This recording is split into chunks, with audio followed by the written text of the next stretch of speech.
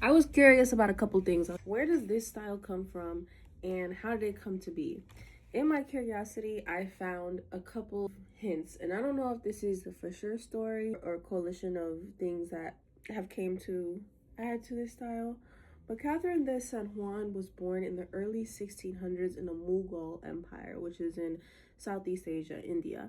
And she would be taken by Portuguese pirates. And this is an account of her story by several other people that were not her because she had two biographers, Alonso Ramos and Graxeda, and these were Jesuits. Catherine would be baptized underneath the Jesuits sector or order, or what are they called? Congregation. Now, the Jesuits congregation was something that I believe formed in Spain from a Basque man of Castilian heritage. He got a group of friends together and they formed this congregation that would later be approved by a pope. Yeah, Pope Paul III gave them commendation and permitted them to ordain priests. So after the pope tells you can ordain priests under your congregation, you're in there. You're basically allowed to do missionaries if the Spanish government gives you enough money, you get enough money from people to indoctrinate other people and colonize. So that's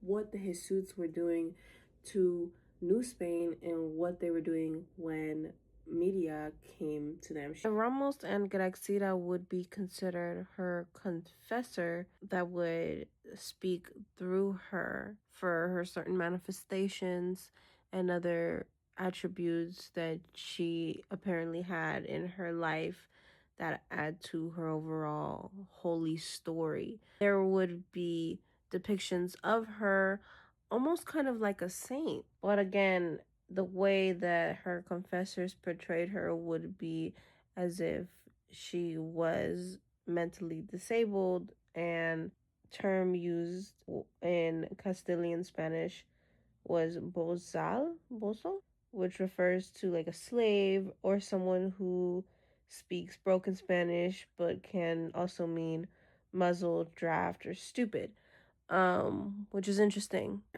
How does that connect to this type of dress? Off the shoulder blouse, the embroidered skirts. Of course, I was led to the fact that several different types of Spanish people came to New Spain or Mexico when it was being created, which could have added to how she dressed herself alongside her Southeast Asian heritage, being surrounded by, of course, beautiful fabrics, embroideries, and textiles.